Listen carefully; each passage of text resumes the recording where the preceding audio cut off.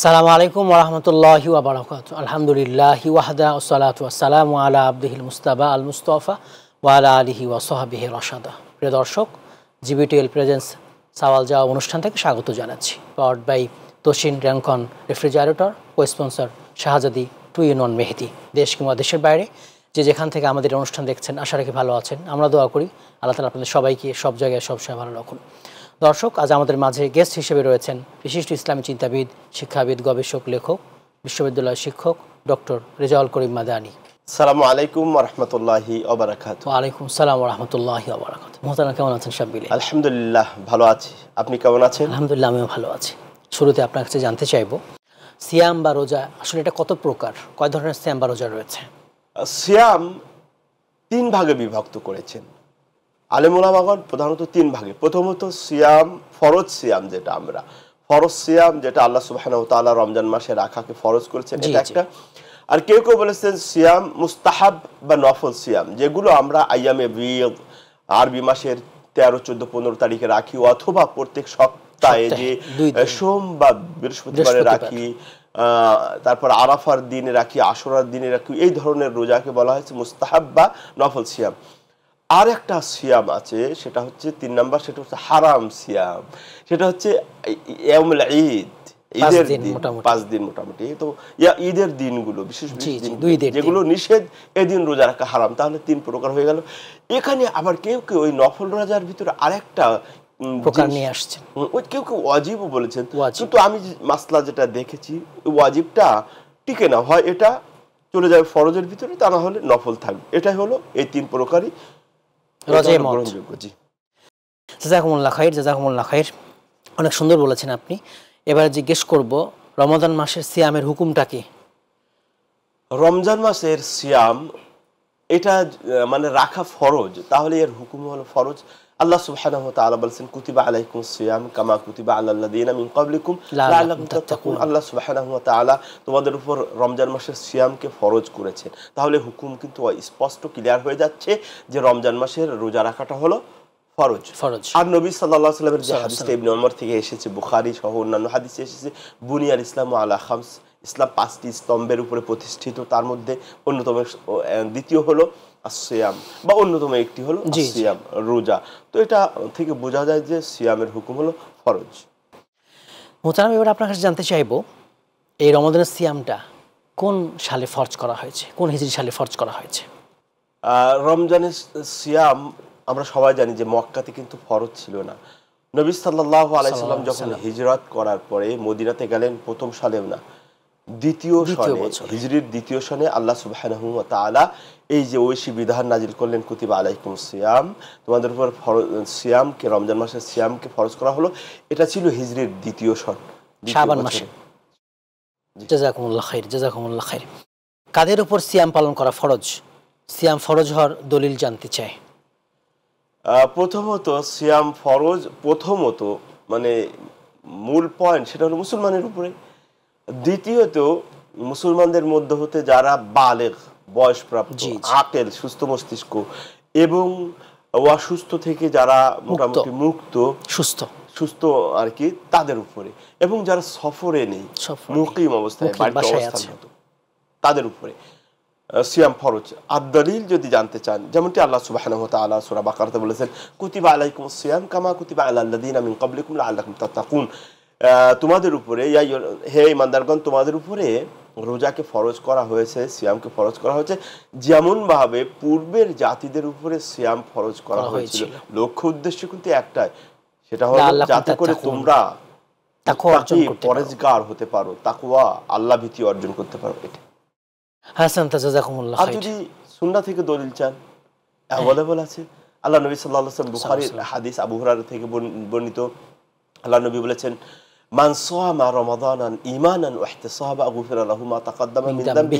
যে ব্যক্তি ঈমানের সাথে সওয়াবের প্রত্যাশায়, মানে সওয়াবের আশা করে, দুইটা শর্ত, এই দুটো শর্তকে সামনে রেখে, এই দুটি চাওয়া পাওয়াকে সামনে রেখে রোজা রাখবে, আল্লাহ নবী সাল্লাল্লাহু আলাইহি ওয়াসাল্লাম বলেছেন, গুফিরা লাহু মা তাকাদ্দামা মিন যামবি, তার পূর্বের গুনাহ মাফ করে দেওয়া হয়, ছোট ছোট গুনাহ, ছোট ছোট সগীরা গুনাহ এগুলো। আবার ওই যে ইবনে উমরের যে হাদিসটা বুনিয়াল ইসলামু আলা খামস, ওখানে হাদিসে উল্লেখ হয়েছে যে ইসলাম 5টি স্তম্ভের উপরে ফরজ, তার ভিতরে একটি সিয়াম, এটাও একটা দলিল, আরো অনেক দলিল আছে। মোহতারাম, এবার আপনার কাছে জানতে চাইবো ফরজ সিয়ামের নিয়ত কখন করতে হয়? প্রথমত ফরজ সিয়াম সহ আমরা সকল ইবাদতের ব্যাপারে নিয়তের ব্যাপারটা আমরা একটু বলি। সেটা হচ্ছে নিয়ত করা ওয়াজিব, ফরজ, এটা আমরা কিন্তু জানি। আপনি নফল ইবাদত করবেন কিন্তু নিয়ত করা হলো ওয়াজিব। তো এই নিয়তটা কখন করব? সকল ইবাদত করার আগে। আপনি নামাজ বলুন, রোজা বলুন, হজ বলেন, জাকাত বলেন, যে কোনো ইবাদত করার পূর্বে এটা নিয়ত করতে হবে। নিয়ত কিভাবে করতে হবে? নিয়তের স্থান হচ্ছে হৃদয়, অন্তর, মাহাল্লুহা কালব, অন্তর, এই হার্ট, এখানে কি হবে? মানে আপনার নিয়ত হবে, ইচ্ছা করতে হবে, সংকল্প করতে হবে। সংকল্প, আর নিয়ত অর্থ ইচ্ছা বা সংকল্প। কিন্তু আমরা অনেকেই দেখি আমরা মুখে মানে উচ্চারণ করি, উচ্চারণ মানে শব্দে, সশব্দে উচ্চারণ করে নিয়ত করি, এবং নিয়তের মধ্যে একটা ইন্টারেস্টেড ব্যাপার হলো, সেটা নিয়তে আমরা যখন বলি নাওয়াইতুয়ান আসুমা গাদান, যে আমি আগামীকাল রোজা রাখবো, আপনি রোজা রাখছেন আজকের জন্য, আর আজকের জন্য নিয়ত করছেন, আর পড়ছেন কি আগামীকাল। এখান থেকে কিন্তু বোঝা যাচ্ছে যে এটা ইসলাম থেকে আসেনি, এটা কোরআন থেকে নেওয়া না, সহিহ সুন্নাহ থেকে নেওয়া না, নবীর আদর্শ থেকে নেওয়া না। কারণ এরকম বড় মিস্টেক কোরআন সুন্নাহ থেকে হলে হতো না। তাহলে এখান থেকে বোঝা যায় যেটা আমাদের বানোয়াট। অতএব এই ধরনের সশব্দে উচ্চারণ করার নিয়ত এটা বাদ দিতে হবে, যেটা অন্তরে সংকল্প মনে মনে করতে হবে, আর এটা আপনি সাহারি করার পূর্বে এটা করে নিতে হবে। জি, শুরুতে আগেই। জাযাকুমুল্লাহ খাইর, জাযাকুমুল্লাহ খাইর। এবারে আপনার কাছে জানতে চাইবো, পুরো রমাদানের জন্য শুরুর দিন একবার নিয়ত করে নিলে তা যথেষ্ট হবে কিনা? পুরো রমজান মাসের জন্য একবার নিয়ত করব নাকি প্রত্যেক দিনের জন্য আলাদা আলাদা নিয়ত করব? এ ব্যাপারে যদিও ইখতিলাফ, কিন্তু ওই ইখতিলাফে একটা মত এসছে, এক মাযহাবের নাম না বলি, যে বলেছে যে প্রথম এক মাস নিয়ত করলেই হয়ে যাবে, কিন্তু এটা একেবারে মানে অগ্রহণযোগ্য, দুর্বল মত। আচ্ছা আচ্ছা, গ্রহণযোগ্য মত, স্ট্রং যেটা মানে রিকমেন্ডেড, যেটা কোরআন হাদিস দলিল সম্মত সাপোর্টেড, সেটা হলো প্রত্যেক দিনের রোজার আগে আলাদা আলাদা সিয়াম নিয়ত করা, প্রত্যেক দিনের জন্য আলাদা আলাদা নিয়ত করতে হবে। এটা হচ্ছে বেশি দলিল সম্মত এবং এটা হচ্ছে শক্তিশালী মত। জাযাকুমুল্লাহ খাইর। রমাদান মাসের ফজিলত, মর্যাদা সম্পর্কে জানতে চাই। এখানে আমরা কিন্তু একটা জিনিস আপনি স্পেসিফিক জিজ্ঞেস করেছেন রমজান মাসের, এখানে কিন্তু কয়েকটা বিষয় আসে। দেখুন, রমজান মাসের একটা ফজিলত, রোজার একটা ফজিলত, রমজান পালনকারীর একটা ফজিলত। তো আপনি জানতে চেয়েছেন রমজান মাসের ফজিলত। সুবহানাল্লাহ, রমজান মাসের ফজিলতের জন্য এটাই যথেষ্ট যে আল্লাহ সুবহানাহু ওয়া তাআলা বলেছেন শাহরু রমাদানাল্লাযী উনজিলা ফীহিল কুরআন। রমজান মাসে আল্লাহ সুবহানাহু ওয়া তাআলা তার সর্বশ্রেষ্ঠ, সর্বোত্তম, সর্বোৎকৃষ্ট গ্রন্থ কোরআন, আল কোরআনুল কারীমকে এই মাসে কি করেছেন? নাজিল করেছেন। এই মাসের ফজিলতে আল্লাহ নবী সাল্লাল্লাহু আলাইহি ওয়াসাল্লাম বলেছেন ফুতিহাত আবওয়াবুল জান্নাহ। এই মাসের ফজিলতকে কেন্দ্র করে এই মাসের সম্মানার্থে জান্নাতের দরজা খুলে দেওয়া হয়। উগলিকাত আবওয়াবুন নার, জাহান্নামের দরজাগুলো বন্ধ করে দেওয়া হয়। অসুফিদাতি শায়াতিন, শয়তানকে শৃঙ্খলাবদ্ধ করা হয়।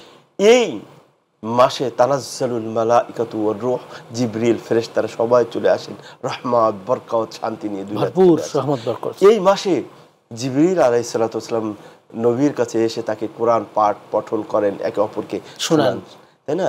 এই মাসে আপনি একটা কাজ করবেন, একটা সওয়াবের কাজ করবেন, একটা রোজা রাখবেন, এক রাকাত নামাজ পড়বেন, 7 থেকে 10 700 গুণ। তো এই ধরনের অনেক ফজিলত বলা যাবে এই মাস। তো এই মাস অত্যন্ত গুরুত্বপূর্ণ, এবং এই মাস আল্লাহ তার নিজের জন্য চয়ন করে, নিজের কিতাবের জন্য, এবং ওহী এই মানে এই মাসে কিন্তু এসেছে, তাই না?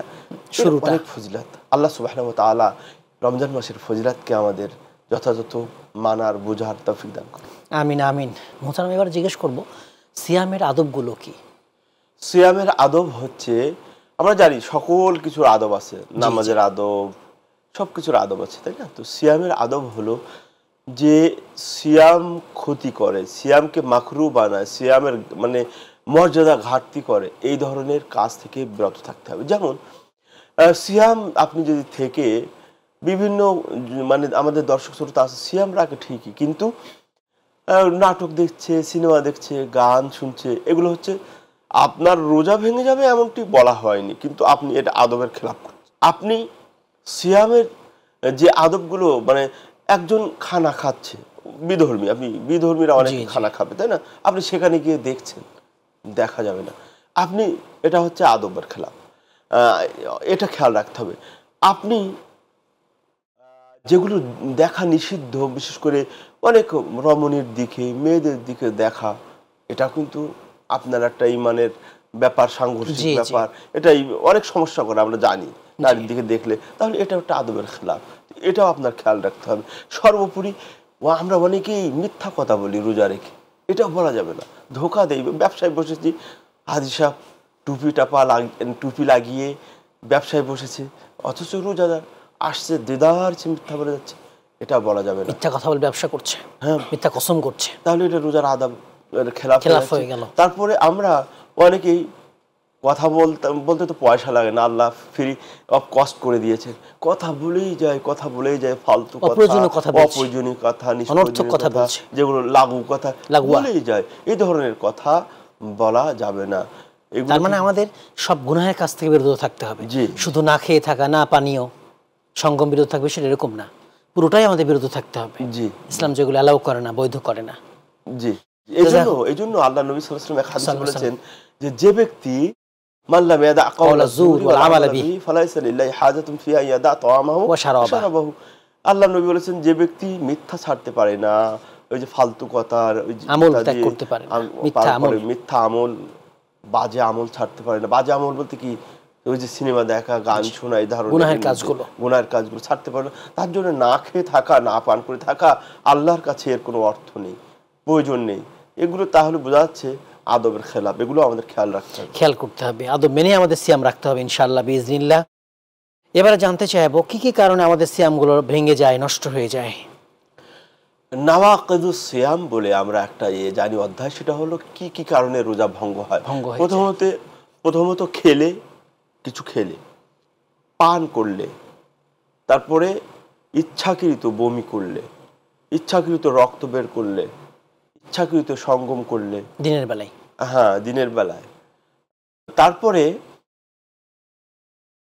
দিনের বেলায় সঙ্গম করলে, তারপরে কেউ কেউ বলেছেন যে ইসলাম পরিত্যাগ করলে। এটা একটা কারণের ভিতরে এনেছে, কিন্তু এটা পড়লে আমার হাসি পায়, যে মুরতাদ হয়ে গেছে ওরা রোজা ভঙ্গ হবে, ইসলাম থেকে বের হয়ে গেছে, রোজা ভঙ্গ হবে। যদি এটা অনেকে আনে এইগুলো আর কি এইগুলো কাজ করলে রোজা ভঙ্গ হয়ে যাবে। জাযাকুমুল্লাহ খাইর, আপনি আমাদের মূল্যবান সময় দিয়েছেন, আপনাকে অনেক ধন্যবাদ। জাযাকুমুল্লাহ খাইর।